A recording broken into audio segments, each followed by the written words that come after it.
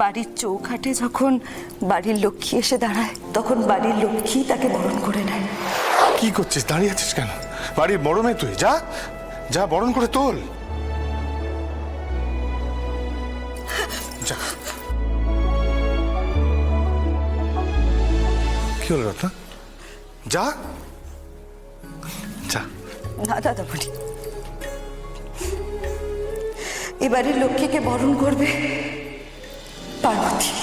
বাড়ির চৌখাটে যখন বাড়ির লক্ষ্মী এসে দাঁড়ায় তখন বাড়ির লক্ষ্মী তাকে বরণ করে নেয়। আজ তুমি করবে বরণ। কিছুদিন আগে বাড়ির লক্ষ্মী হিসেবে তুমি এসেছিলে আমাদের বাড়িতে, তাই আমাদের বাড়ির লক্ষ্মীকে বরণ করে নেবে।